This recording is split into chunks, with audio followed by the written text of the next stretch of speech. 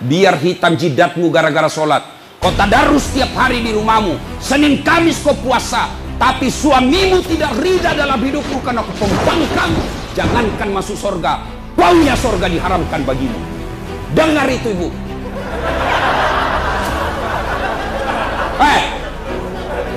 Paham? Kau kira gampang jadi laki-laki? Di luar kita setengah mati kerja cari duit. Dipikir bagaimana supaya kau bisa beli baju. Dia pikirkan itu suamimu supaya kau punya kamar dikasih AC. Dia pikir itu suamimu bagaimana kau diberikan emas. Kau pulang kampung dihargai kau saudaramu. Meskipun suamimu sembunyi-sembunyi cari nafkah. Yang selingkuh, saya bilang siapa bilang? Sama jumlahnya. Sama banyak laki-laki selingkuh sama perempuan. Kenapa bisa Ustaz? Karena itu perempuan selingkuh sama laki-laki tidak mungkin selingkuh sama laki-laki sama laki-laki. Jadi sama jumlahnya toh. Hei bu, hei, patuhi suamimu. Kenapa bisa Ustaz? Karena ini suami-suamimu tidak bakal masuk surga sebelum engkau dihisap lebih dulu. Nih suami-suamimu tidak bakal masuk surga sebelum kalian diperiksa semua dosa-dosamu. Maka taati suamimu. Tak bakal suamimu selamat kalau istrinya kurang ajar. Maka taati suamimu, hidupmu berkah. Ini perempuan sekarang dia lawan suaminya. Biar hitam jidatmu gara-gara sholat. Kau tadarus setiap hari di rumahmu. Senin Kamis kau puasa, tapi suamimu tidak ridha dalam hidupmu karena kau pembangkang. Jangankan masuk surga, baunya surga diharamkan bagimu. Dengar itu ibu.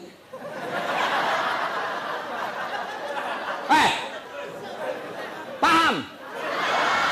Kau kira gampang jadi laki-laki?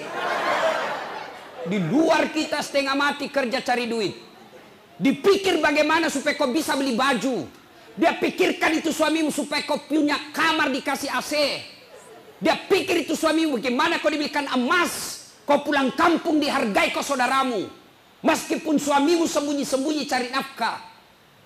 Dia rela itu jadi pembantu di kebun. Dia rela jadi sopir supaya apa? Supaya istrinya berharga di rumahnya. Maka hargai penghasilan suamimu berapapun itu jumlahnya. Bisa? Woi.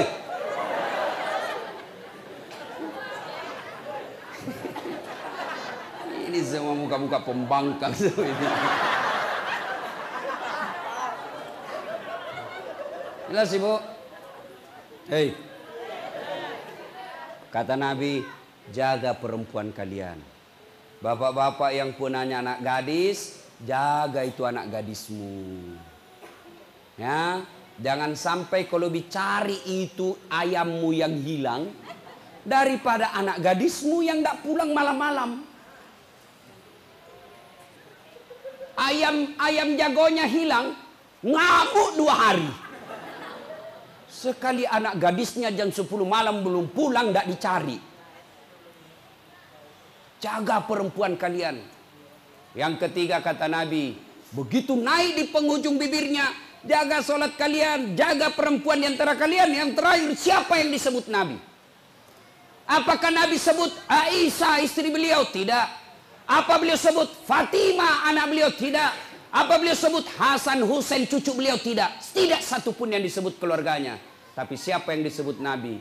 Ummati, ummati, ummati. Umatku, umatku, umatku. Kita semua. Begitu cintanya Nabi kepada kita. Begitu sayangnya Nabi kepada kita semua. Akhir hidupnya pun beliau masih menyebut kita. Sekarang pertanyaan buat kita. Sudahkah kita mencintai Nabi? Sudah mencintai Nabi? Nah sekarang kalau cinta kepada Nabi, bagaimana cara mencintai Nabi Ustadz? 1. Cintai Nabi dengan cara apa? Banyak-banyak menyebut namanya.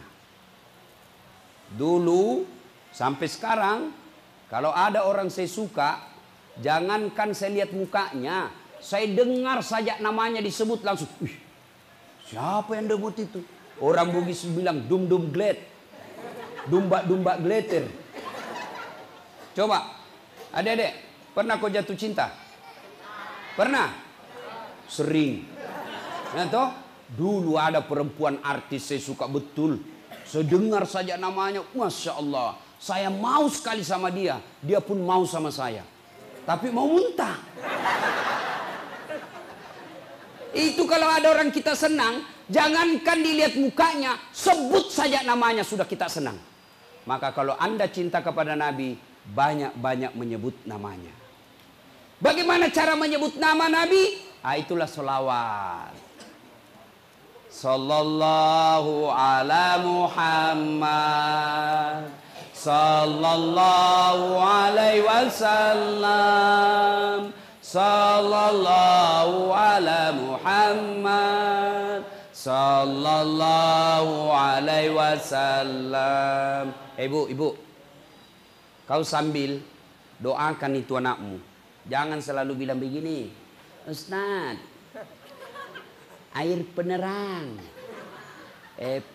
supaya cerdas anakku Ustaz. Biar Ustaz siapa yang bacakan ini air untuk anakmu, kalau ibunya ndak sholat, susah itu sampai doa. Kepala batu kau namanya. Doa penenang Ustaz. Kita nasi setengah mati. Datang 20 orang masing-masing saja. Jadi. Ya.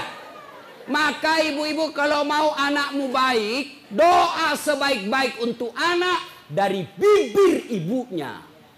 Saya doakan anakmu, saya tidak kenal, belum tentu saya ikhlas. Ayo, tapi doa dari ibu itulah yang paling ikhlas. Kenapa? Karena ibulah yang paling mencintai anaknya, karena ibulah yang paling menderita melahirkan anaknya. Suami nangis anaknya malam-malam, urus anakmu. Padahal sama-sama dibikin. Ya ketawa anak muda, ini urusan orang tua. Ini jumlah-jumlah fisabilillah ini. Nah, ayo coba lihat kalau ibu-ibu, bayangkan. Saya kadang-kala lihat orang di pesawat bawa tas kanan, bawa tas kiri, ada juga ranselnya, ada juga kasihan anaknya itu, dia gendong pakai sarung, ada lagi satu dibawa. Suaminya enak-enak jalan. Itulah laki-laki. Maka ibu paling sayang sama anak. Maka doakan anakmu. Anakmu lah itu kekayaanmu. Tapi tidak mungkin doamu sampai kalau kau tidak sholat. Selesai sholat kau berdoa kepada Allah. Sebelum doa itu dikabulkan, syaratnya bersalawat kepada Rasulullah Muhammad SAW. Passwordnya itu doa. Kunci pembukanya doamu adalah selawat kepada Nabi. Kau berdoa tidak dikabulkan Allah. Siapa sebabnya? Karena kalian tidak bersalawat kepada Nabi.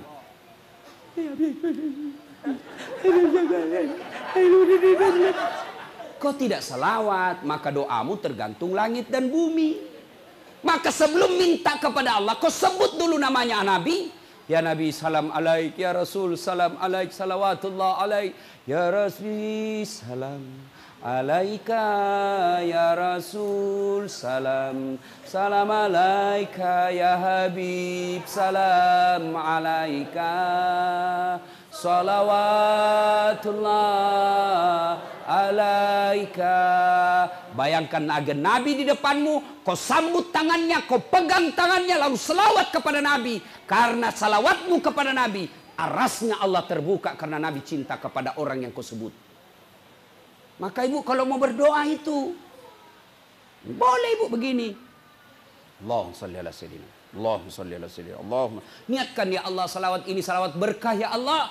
Mudah-mudahan salawat ini engkau kabulkan doaku. Sehingga anakku bisa anak-anak soleh. Allahumma sholli ala sayyidina. Allahumma. Baca sebanyak-banyaknya. Sudah itu minumkan anakmu pagi hari sebelum segalanya masuk. Dan mau tidur kau suruh lagi minum.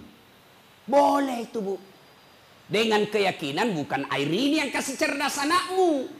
Tapi doamu yang dikabulkan Allah. Karena kalian cinta kepada Nabi. Maka Allah mengabulkan doa-doamu. Nah, selawat. Kau membayangkan suami yang lagi pergi merantau. 2 hari ditelepon tidak ada jawaban. 2 minggu hilang HP-nya. Tidak mungkin menyusul. Maka kau kirim selawat untuk lindungi suamimu. Ya Nabi salam alaik. Ya Rasul, salam alaik. Ya Habib, salam alaik. Salawatullah alaik. Ya Allah, lindungi suami saya, ya Allah. Ya Allah, tutup mata hatinya terhadap perempuan, ya Allah. Palingkan hatinya kepadaku, ya Allah. Buat dia pusing kepalanya kalau dia tidak lihat saya 2 bulan. Wah, pulang. Ya, salawat. Adik-adik mau ujian, kau salawat sebanyak-banyaknya. Itu bukti kecintaan kepada Nabi. Luar biasa. Ketika Allah perintah puasa, Allah tidak puasa. Ketika Allah perintah haji, Allah tidak ikut menunaikan ibadah haji. Tapi ketika Allah perintah kita berselawat, firman Allah, innallaha wa malaikatahu yusalluna alaihi. Allah dan para malaikatnya bersalawat. Bayangkan, Allah malaikat bersalawat kepada Rasulullah. Dengan catatan, bersalawatlah kalian kepada Rasulullah dengan sebaik-baik solawat. Kalian bersalawat tidak semangat.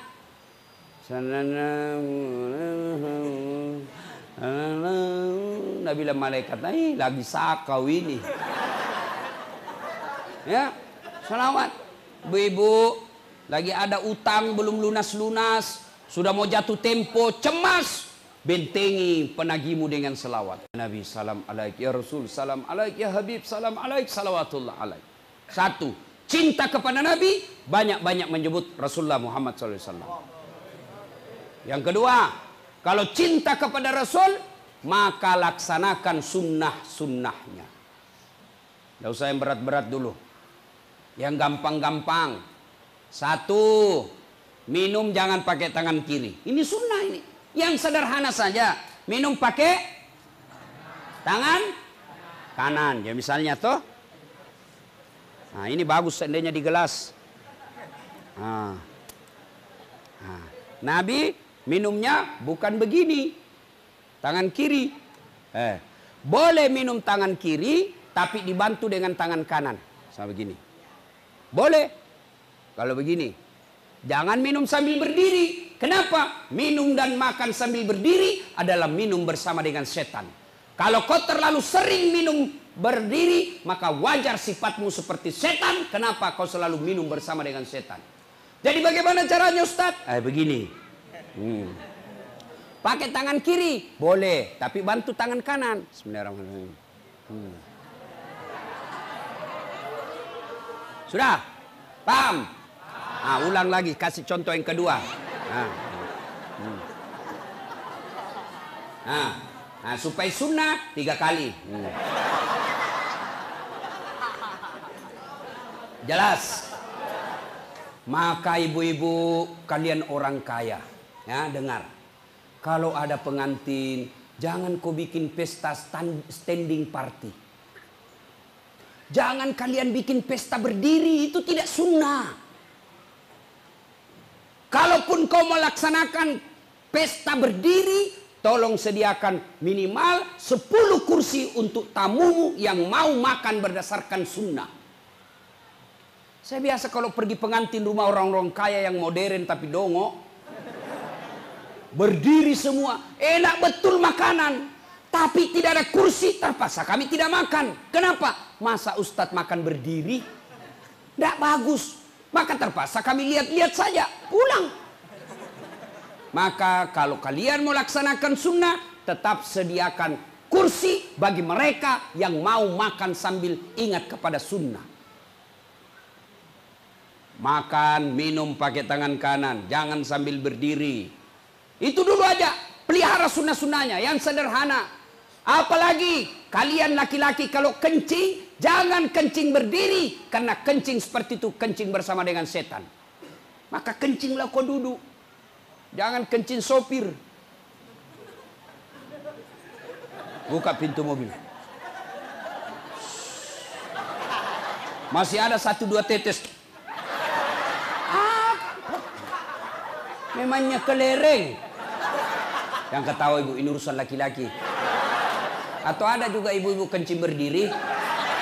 Banjir men.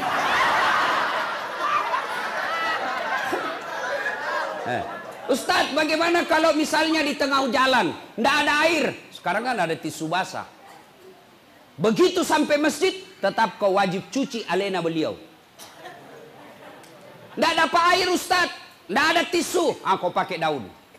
Daun, ambil daun 3 lembar. 3 lembar. Sudah itu, begini cara gosoknya. Jangan kasihlah ibu-ibu. Nggak usah kau mau tahu. Coba lihat. Gosok pertama, ambil daun pertama begini. Jangan dilihat ibu-ibu.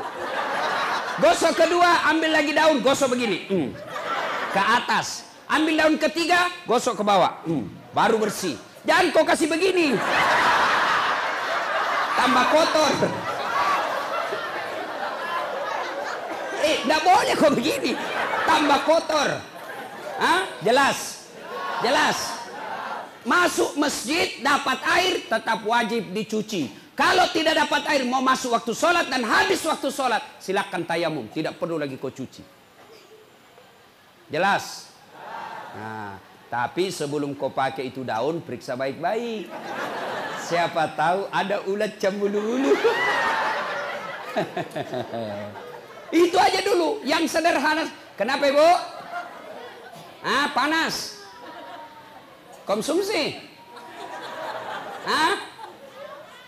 Nggak nampak. Memang ini urusan laki-laki bu.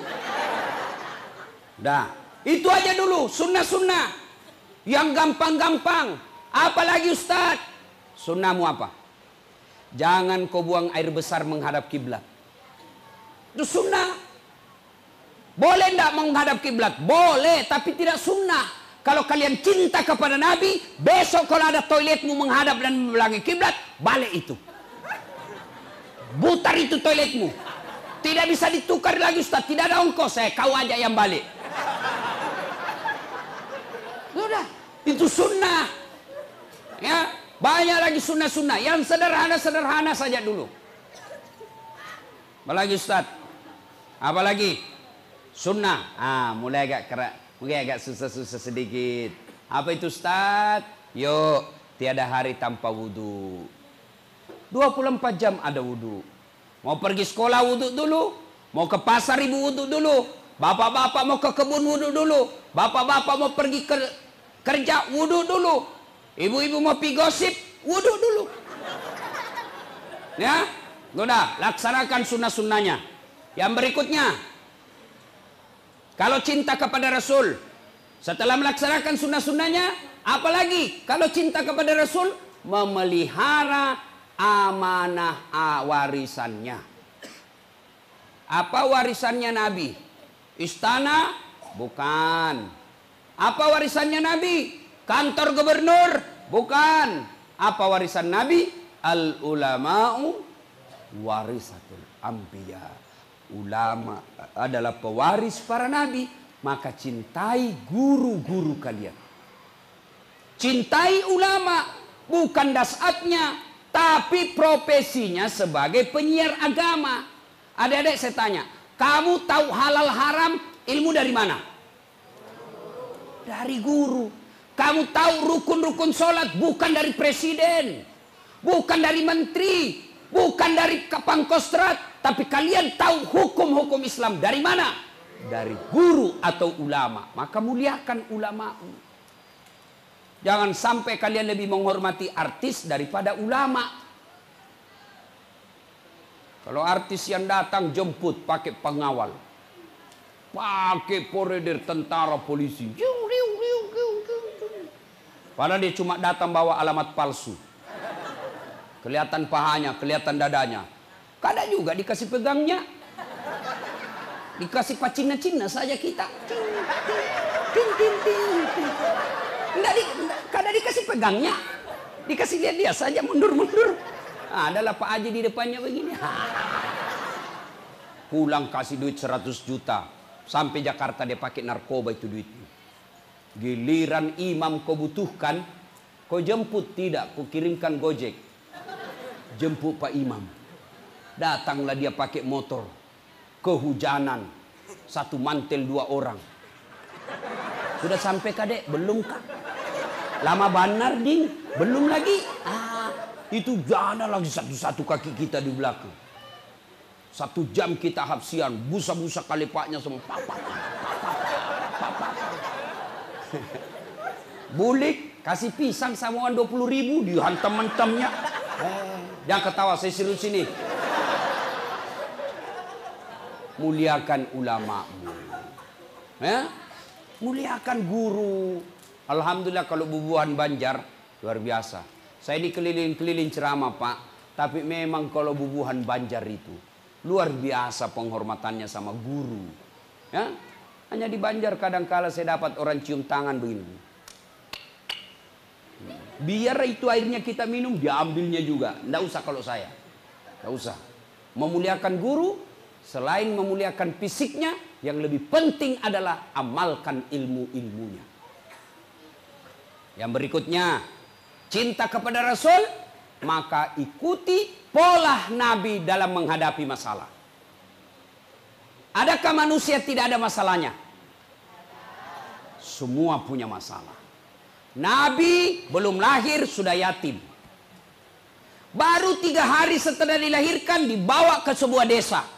Disusui oleh ibu, susunya Halimatus Sa'diyah. 4 tahun bersama Halimatus Sa'diyah diambil oleh ibunya Siti Aminah. Baru 2 tahun wafat lagi ibunya ketika pulang ziarah kubur desa Afwa. Diambil sama kakeknya Abdul Muttalib. Usia 8 tahun wafat lagi kakeknya. Usia 8 diambil lagi pamannya Abu Talib. Usia 12 tahun beliau sudah mulai ikut-ikut perang sampai usia 16 tahun. Perangnya bukan perang agama tapi perang antar suku. Itu Nabi penuh masalah. Nah, apalagi kita, Nabi ketika ada masalahnya beliau menghadap kepada Allah, berdoa kepada Allah. Maka ibu-ibu, nih saya lihat ini muka-mukanya ibu, muka-muka penuh masalah semua ini. Maka kalau cinta kepada Rasul, begitu ada masalah, berdoa. Doanya di mana Ustaz? Di atas sajadah. Ibu-ibu bapak sekarang saya lihat banyak rajin berdoa. Anak-anak milenial pun setiap jam berdoa.